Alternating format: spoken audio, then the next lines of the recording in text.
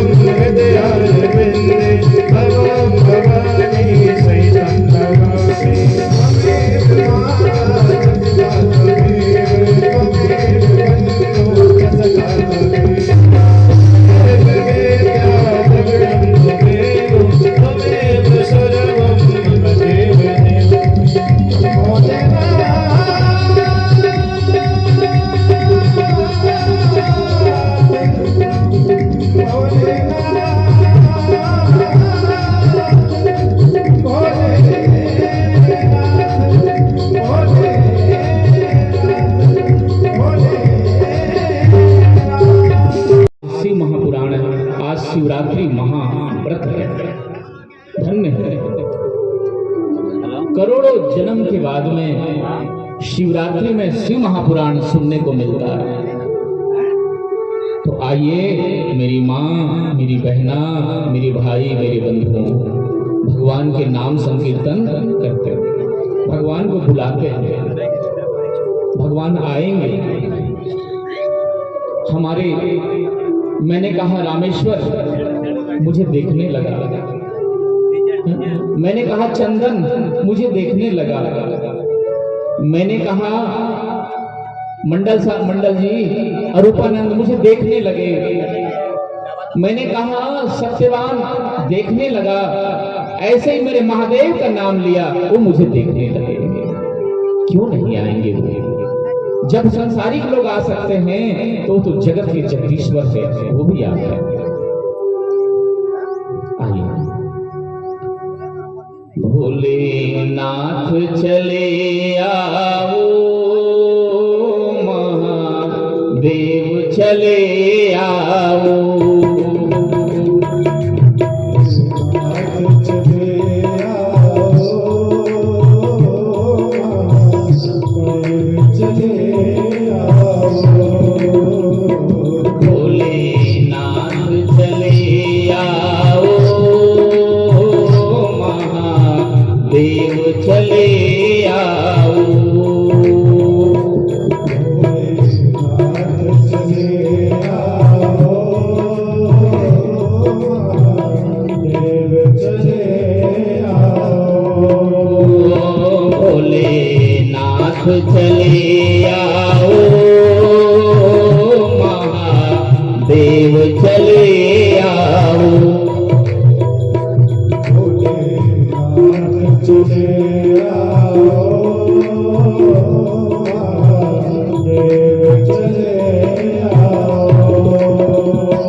हे गंगाधर भोले महादेव चले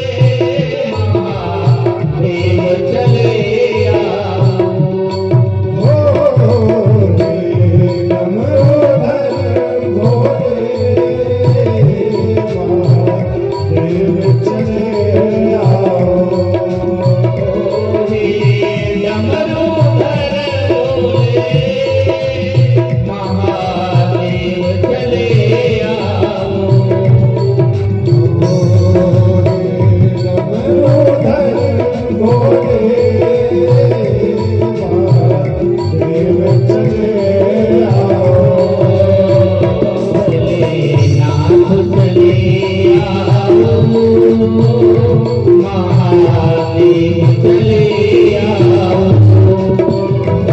भोलेनाथ चले आओ, महादेव चले आओ। भोलेनाथ चले आओ, शंभोनाथ चले आओ। भोलेनाथ चले आओ, शंभोनाथ चले आओ। हर हर महादेव।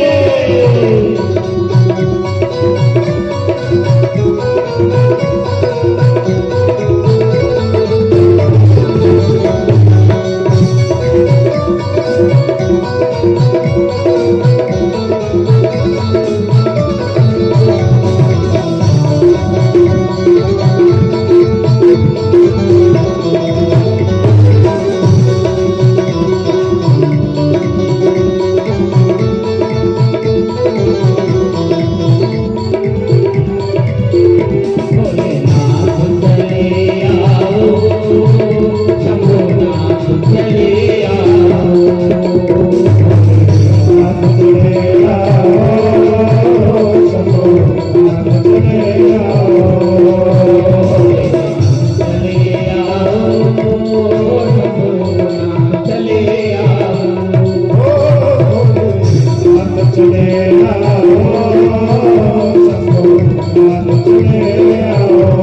शंभोनाथ चले आओ, शंभोनाथ चले आओ।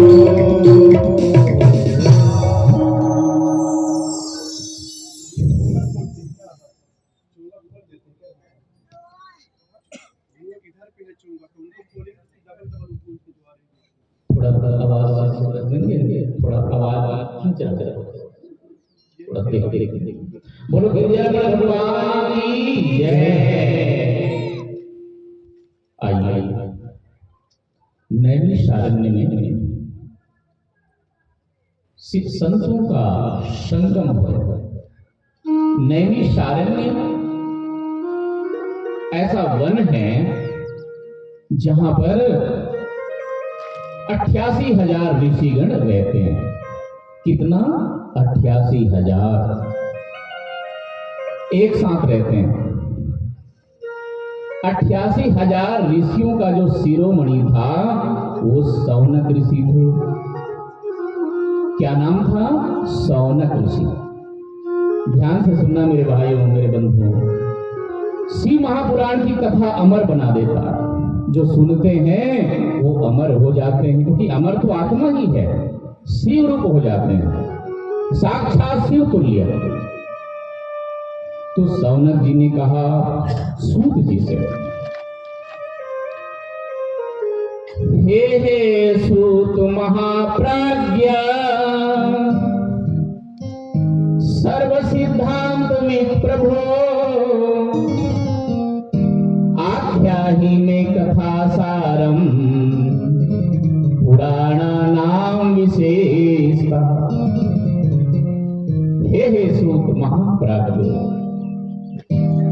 हे परम बुद्धिमान सूत जी महाराज,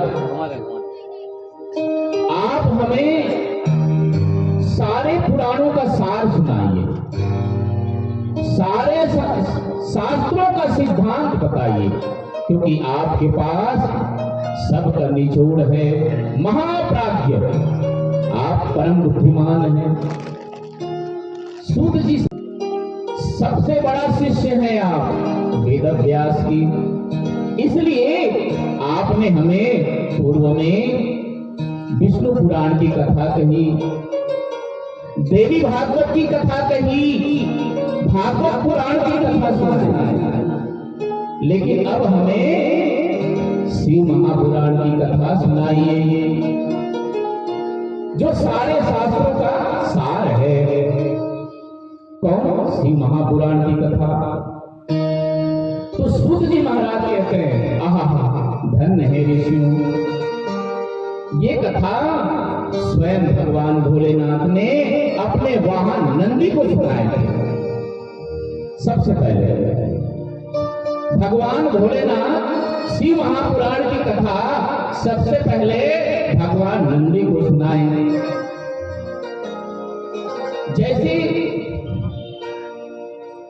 भगवान नारायण अपने वाहन गरुड़ पुराण की कथा सुनाई, ऐसे ही भगवान भोलेनाथ अपने वाहन नंदी को शिव महापुराण की कथा कही। पहले ये कथा 1 लाख श्लोक में था। कलयुग को देख करके वेद व्यास ने 24,000 श्लोक में निरूपण किया। 7 संहिताओं में 24,000 श्लोक और 7 संहिताओं में निरूपण किया है शिव महापुराण की कथा। और शिव महापुराण की कथा सुनना माने शिव रूप हो जाना है, साक्षात। ये शृण्वन्ति मुने सैवं पुराणं शास्त्रमुत्तमं ते मनुष्या न मंतव्या रुद्रा एव न संशयः। जो शिव महापुराण की कथा सुनते हैं उसे मनुष्य नहीं मानना चाहिए।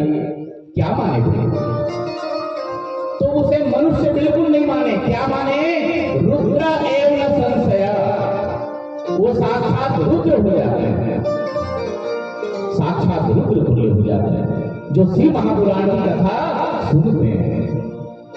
और पदांकुजम रजांसिह तीर्थानि मुनियो विदुः। ऋषि मुनि लोग कहते हैं जो शिव महापुराण की कथा सुनते हैं उसके चरण रज जो है वो तीर्थ के समान हो जाते हैं। चरण रज तीर्थ के समान हो जाते हैं जो शिव महापुराण की कथा सुनते हैं। वाह!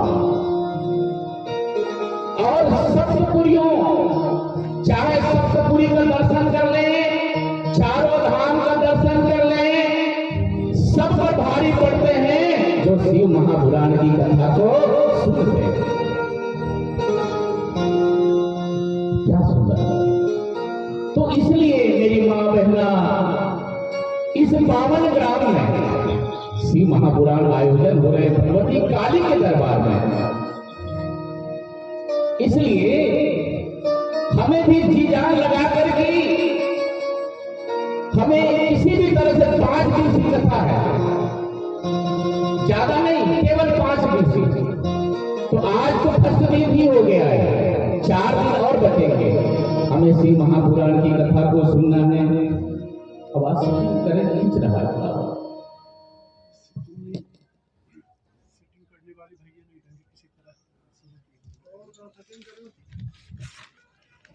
बोलो गिरिजानंद भगवान की जय।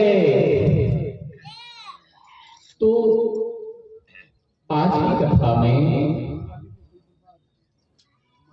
हमारे शिव महापुराण के साथ भगवान शिव जगदीश्वर का शिव महापुराण के साथ शिवरात्रि व्रत है यार। इसलिए शिवरात्रि व्रत में छल कपट को त्याग करते हैं। बिल्कुल छल कपट छू न सके जीवन में। भगवान के चरण में प्रेम करना है। हम लोग आरती करते हैं, क्या कहते हैं? तन मन धन सब कुछ है तेरा।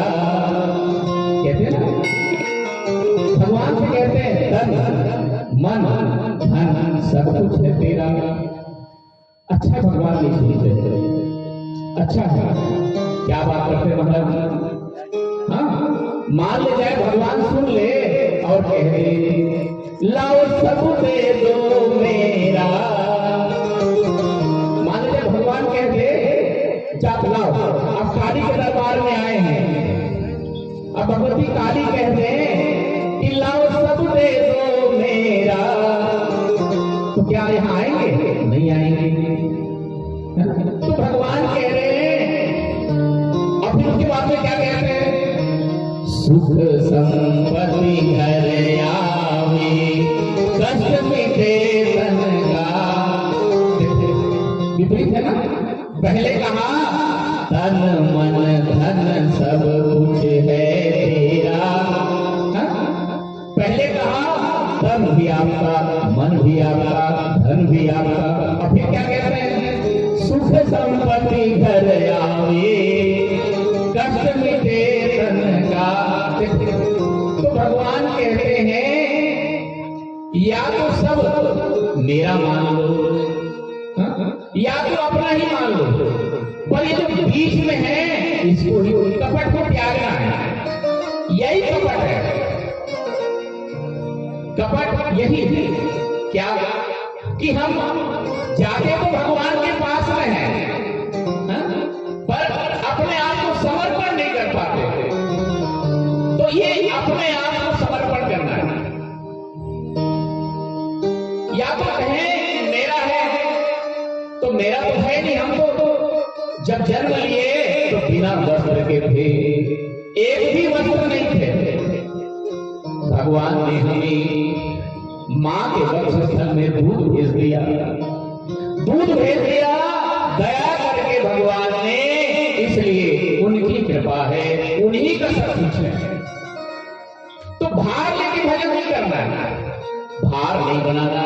आज हमें 50 माला जपनी, आज हमें 60 माला जपनी, किसी से नहीं कहना है, भार नहीं बनाना है। बस यही जीवन का सार है। जो करते रहोगे भजन धीरे धीरे, तो मिल जाएगा वो रतन धीरे धीरे।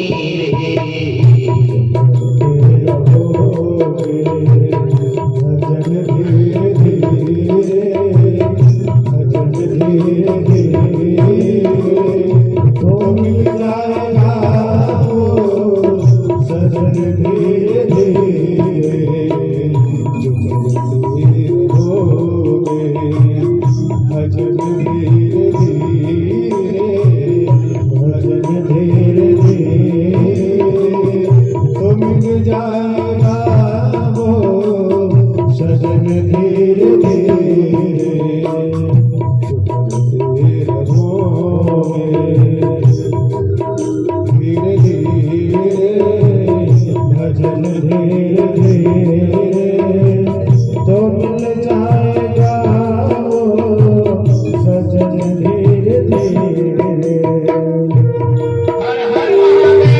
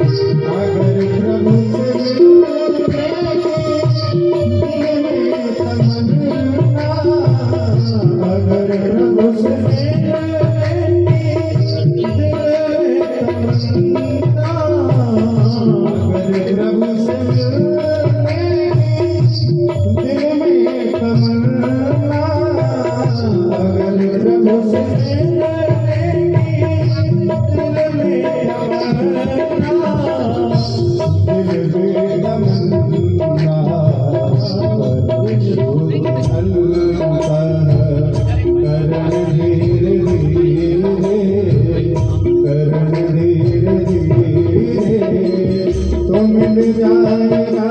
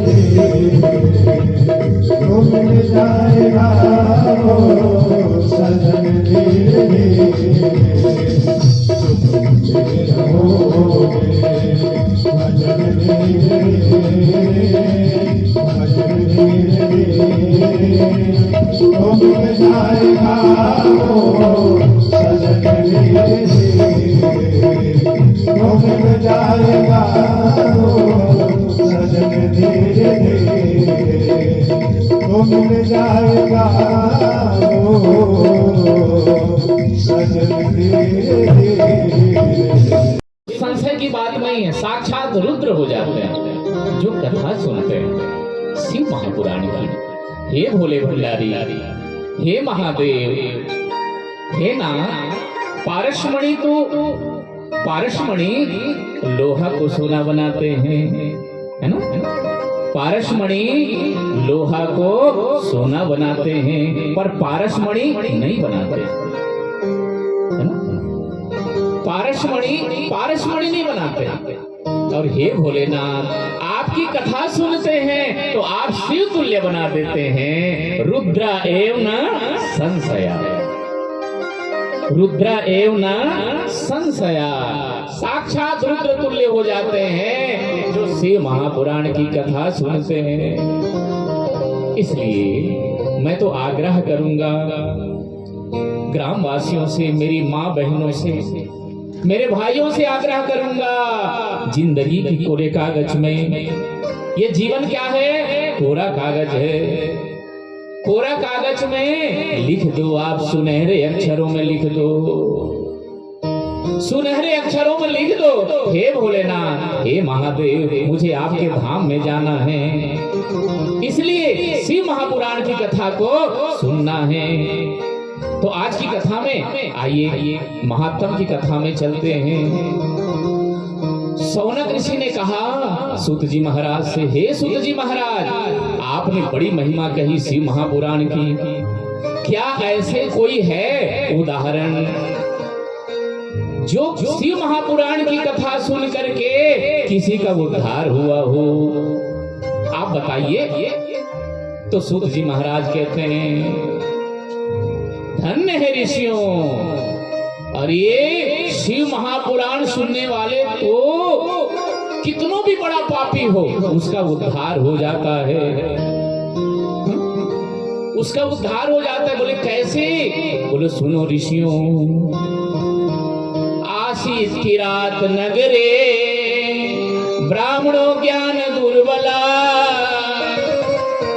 देवराज तीख्यातो विश्वस्त जनवश्चक। आशित किरात नगरे, किरात नगर में एक ब्राह्मण था, देवराज नाम के। क्या नाम था मेरी माँ, मेरी बहना? उसका नाम था देवराज। बड़ा सुंदर नाम रखा था माता पिता ने, जैसे हमारा नाम रखते हैं। बड़ा सुंदर नाम रखा रामेश्वर, बड़ा सुंदर नाम रखा सत्यवान। ऐसे ही माता पिता ने नाम रखा क्या? देवराज। रावण का नाम कोई रखते हैं क्या? बताओ। किसी का नाम सुना है? रावण। किसी का नाम सुना है? कंस। किसी का नाम रखा है दुर्योधन? नहीं, क्योंकि माँ पिता को बड़ा अच्छा लगता अपना बेटा राम जैसे बने, देवराज इंद्र जैसे बने, तो नाम था देवराज। पर बड़ा पापी था वो, और जाति का ब्राह्मण था, लेकिन कर्म से निंदनीय कर्म किया। निंदनीय कर्म। देवराज चोरी करता था, शराब विक्रेता, रस विक्रेता, माने मदिरा बेचता था, शराब भी बेचता था। और जो ब्राह्मण शराब बेचता हो वो दरिद्र हो जाते हैं। दरिद्रो रस विक्रेता। रस विक्रेता का मतलब है कि वो मदिरा तो बेचता था पर बड़ा दरिद्र था। क्या था? हाँ, दरिद्र था। हाँ, कुर्सी में बैठ जाए, कोई बात नहीं। हमारी व्यवस्थापक सबसे आग्रह है, हमारी व्यवस्थापकों से, शिव महापुराण की कथा बड़ा दिव्य है, याद रखिएगा। आपकी व्यवस्था चाहिए, जहां जैसे उचित हो सबको बैठाते चलना है। हाँ, और इस तरह से देवराज चोरी करता था, मदिरा बेचता था, शराब, पर दरिद्रो रस विक्रेता, वो दरिद्र हो गया। और एक दिन तालाब में नहा रहे थे शोभावती नाम की एक वेश्या। क्या नाम था? शोभावती। शोभावती नाम की वेश्या को देवराज ने देख लिया और देखने के बाद में उसको अपने घर ले आए। शोभावती वेश्या को। देखो, नाम अच्छे रहते, काम अच्छा होना चाहिए, यही जीवन का सार है। और काम अच्छा नहीं तो सब बेकार है। नाम चाहे कितनों भी बढ़िया हो, लेकिन अगर नाम, कहते ना, नाम बड़े दर्शन छोटे, ऐसा नहीं होना चाहिए। तो शोभावती नाम थी, नाम था शोभावती, लेकिन वेश्या थे वो। तो उसको अपने घर में ले आया।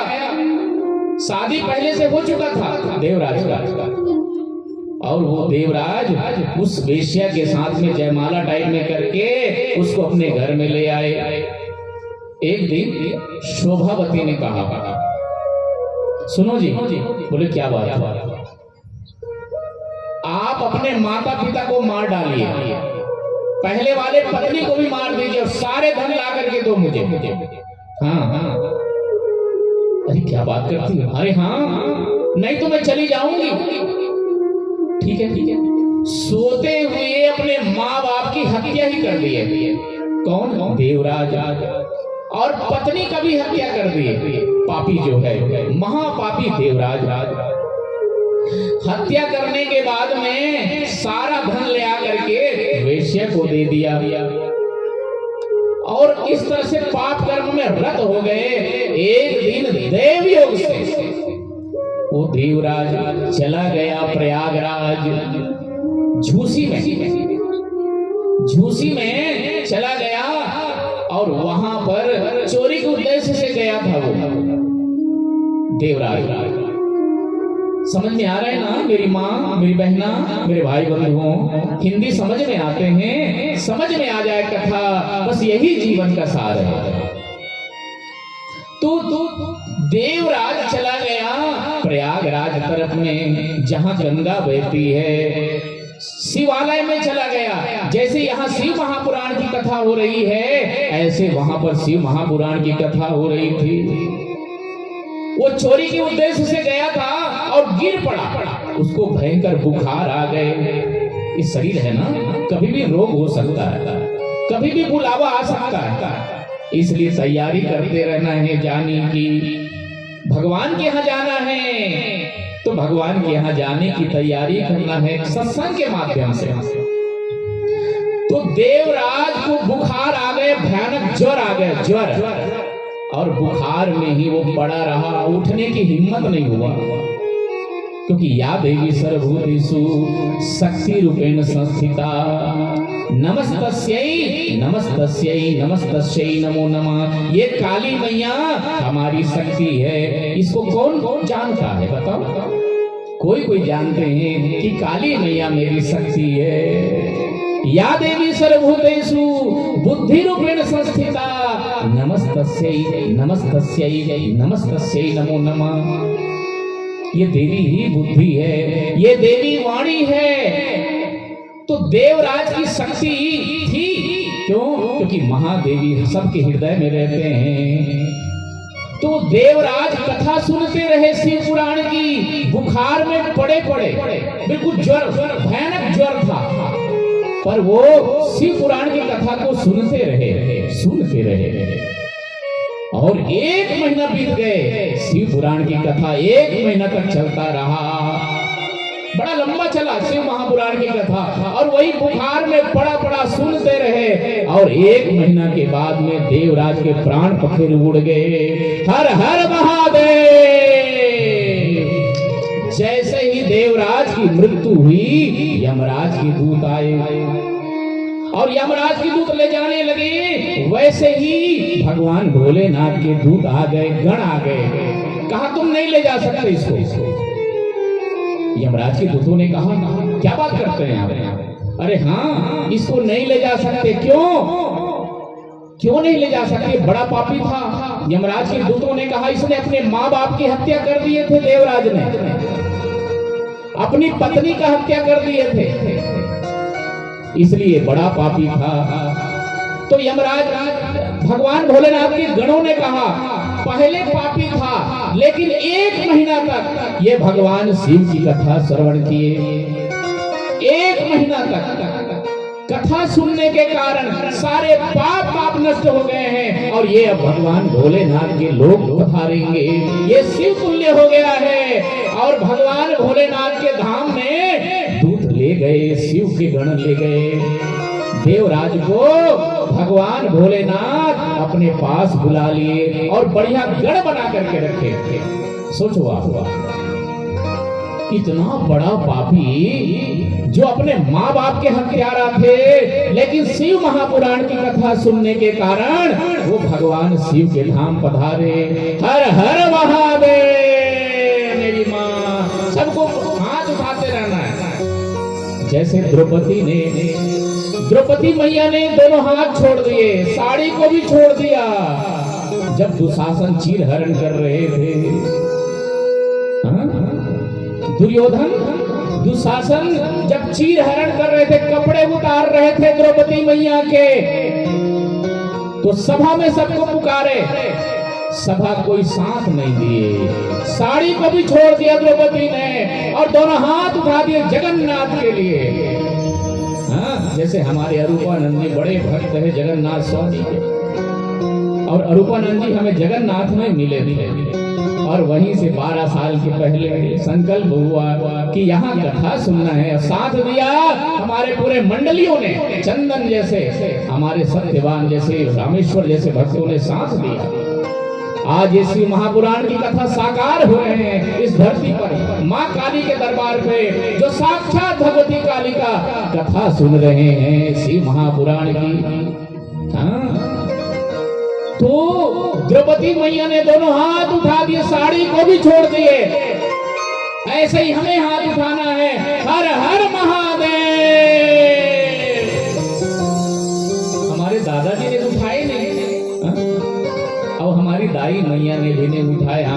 कैसे चलेगा काम? इसलिए दोनों सबको हाथ उठाना है, तब भगवान आएंगे और निश्चित आएंगे। मेरी काली मैया सुन रही है। हर हर महादेव। इस तरह से देवराज भगवान भोलेनाथ के दरबार में पहुंच गए, कैलाशपति के आगे। ये कथा जब सनकादि ऋषियों ने श्रवण किए तो सूत जी महाराज से कहा, आह धन्य है सूत जी महाराज, आपने हमें इतनी सुंदर कथा सुनाए, इतनी सुंदर कथा सुनाए, हमारा अनुराग तो बढ़ता ही जा रहा है शिव महापुराण की कथा में। क्या ऐसी और कोई कथा है जो मरने के बाद भी सुनते हो? देवराज तो साक्षात सुने, लेकिन क्या ऐसी उदाहरण है जो मरने वाले भूत प्रेत भी सुने और उसका भी उद्धार हो जाए?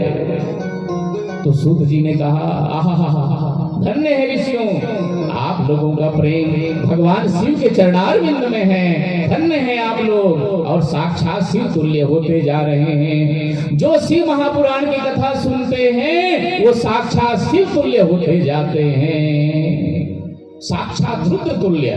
हे भोलेनाथ, धन्य है महादानी महादेव। इतना बड़ा दानी है कि आज तक किसी ने मांगना ही नहीं सीखा है।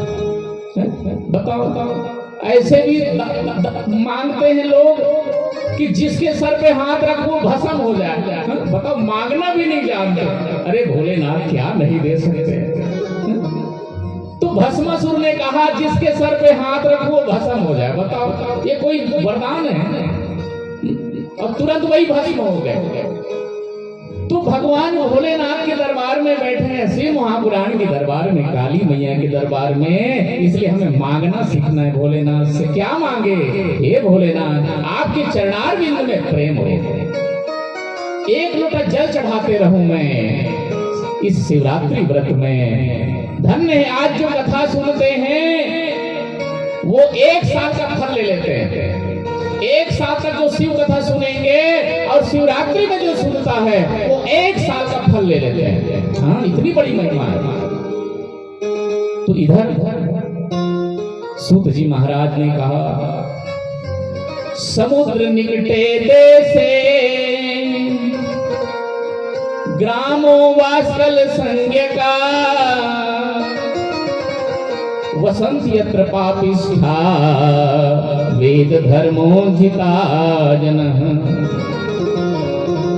समुद्र निकटे देश, जैसे झारखंड में ये ग्राम सिजुलता, क्या नाम है गांव का? सिजुलता है। ऐसे ही समुद्र किनारे ये ग्राम था वास्कल। कौन सा ग्राम था? वास्कल। वास्कल ग्राम में कोई सत्संग नहीं करते थे, वहां कथा नहीं होती थी, तो सबके सब पापी हो गए थे। क्या हो गए थे? पापी। सब पाप कर्म में रहते थे। जैसे दो जुड़वा भाई था, दोनों एक माँ के संतान थे। तोता मिट्ठू, है ना? मिट्ठू जानते हैं ना तोता को?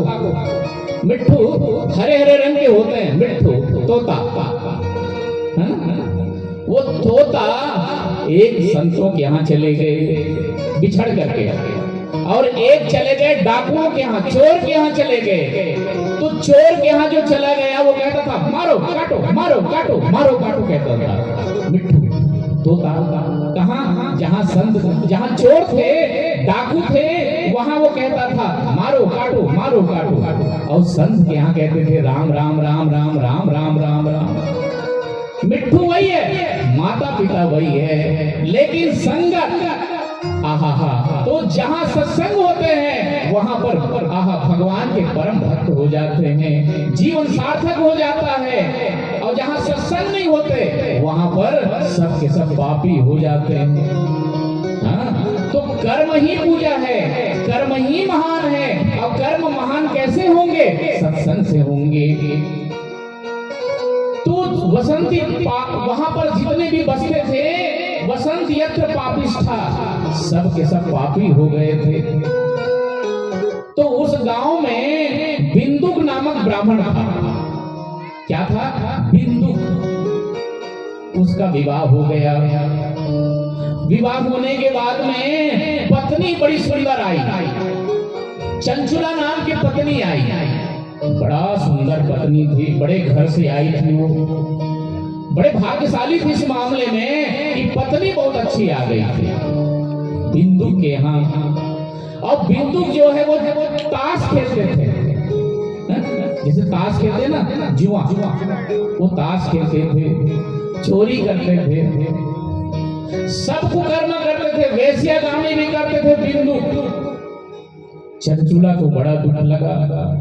चंचुला बार बार समझाए ऐसा नहीं करना चाहिए स्वामी, पर मानते नहीं थे।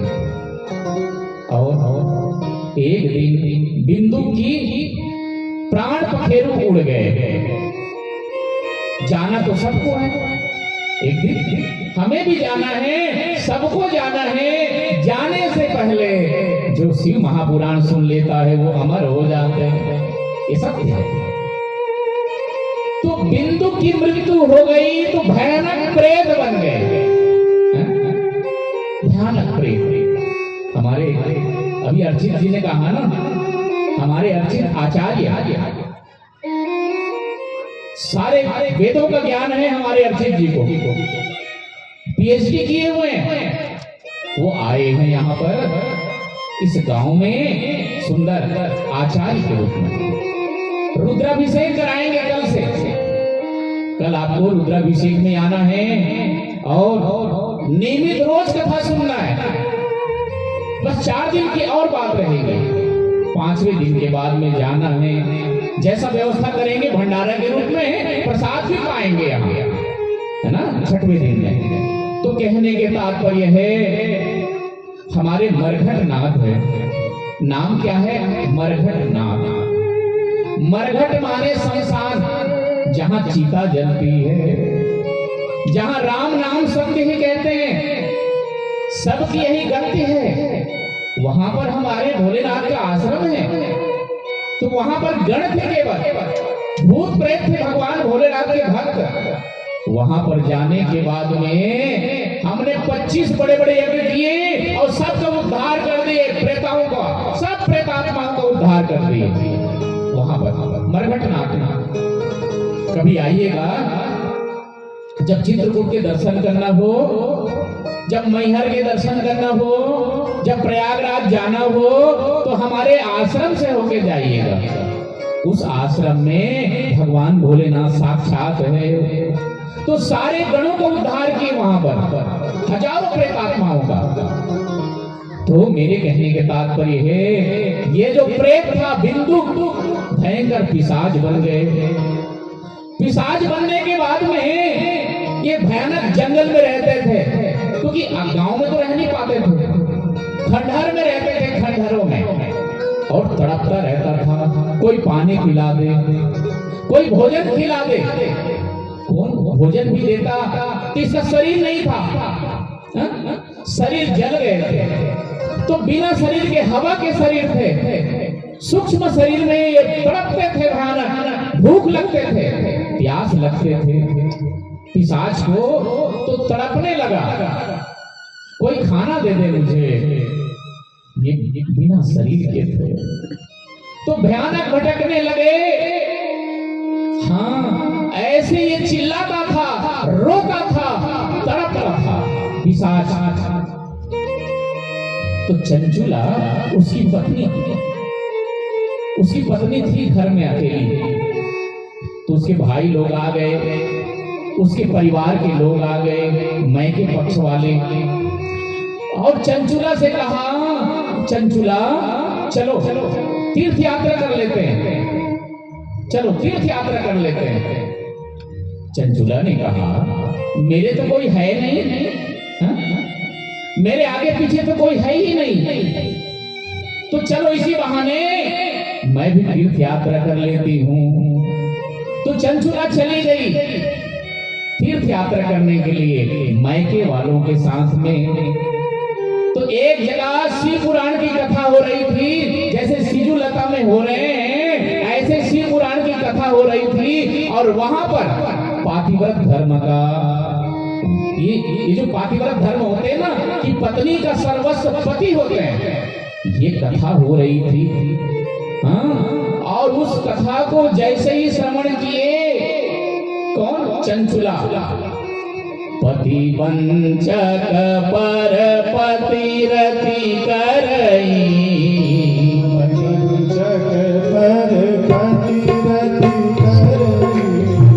पति वंचक पर पतिरति करई,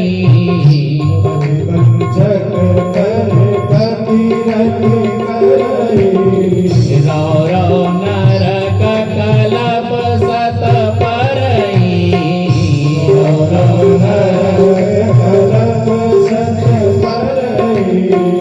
सन सुख लागी जन्म सत कोटि,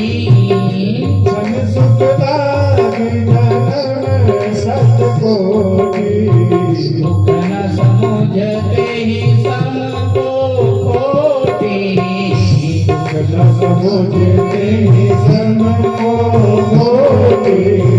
पति वंचक पर पतिरति करई,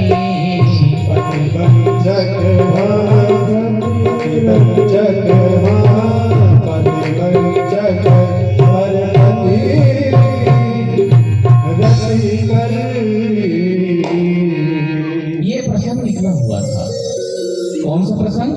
जो पति को छोड़ करके अपने पति को, चाहे जैसा भी हो, लूला हो, लंगड़ा हो, कोढ़ी हो, दरिद्र हो, उसको छोड़ करके जो दूसरे के साथ में रति करते हैं, उसे करोड़ों जन्म तक नरक में रहना पड़ता है। ये प्रसंग निकला था।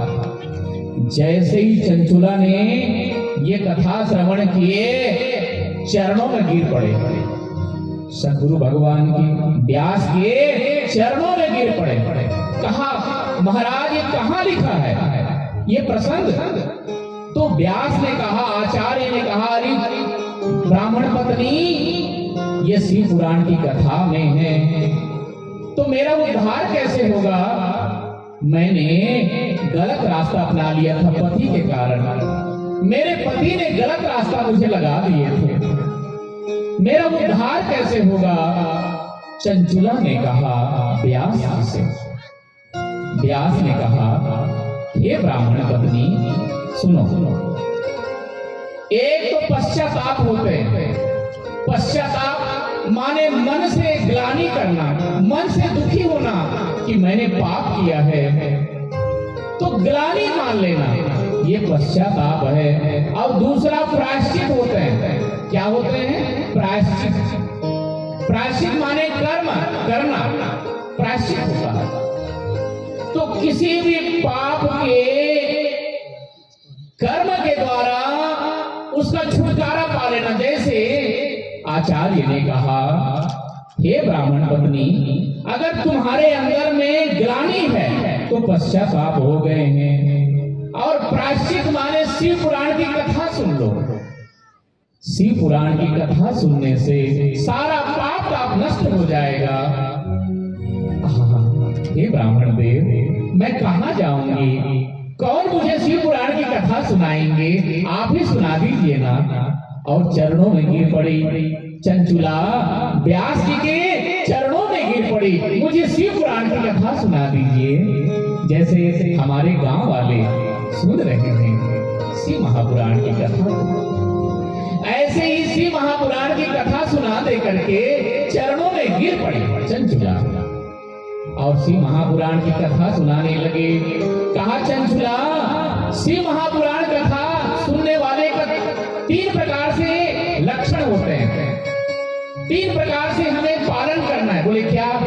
एक तो त्रिपुंड लगाना है, मस्तक पे त्रिपुंड लगाना है, दूसरा गले में रुद्राक्ष, और तीसरा मुख में शिव शिव नाम हो, भगवान भोलेनाथ का नाम ओम नमः शिवाय हो, ओम नमः शिवाय हो। ये जो नाम लेते हैं उसके सारे पाप ताप नष्ट हो जाते हैं। और भाई दफे गंगा जमुना सरस्वती के दर्शन नहीं कर पाए प्रयागराज के, तो जिसके मस्तक पर त्रिपुंड हो और गले में रुद्राक्ष हो और मुख में शिव नाम हो, तो उसके दर्शन का फल, प्रयागराज के दर्शन का फल मिलता है। साक्षात प्रयागराज हो जाते हैं वो। हाँ, तो इसलिए मस्तक पे हमेशा त्रिपुंड लगाएं। कोई जरूरी नहीं कि भस्म का ही लगा दें, हम चंदन का भी लगा सकते हैं। गले में रुद्राक्ष जरूर पहने और मुख में शिव शिव नाम हो, तो 7 जन्मों का दरिद्री भी उसका दरिद्र नाश हो जाता है जब ओम नमः शिवाय करते हैं। हर हर महादेव। आइए थोड़ा भगवान भोलेनाथ के चरणों में चलते हैं।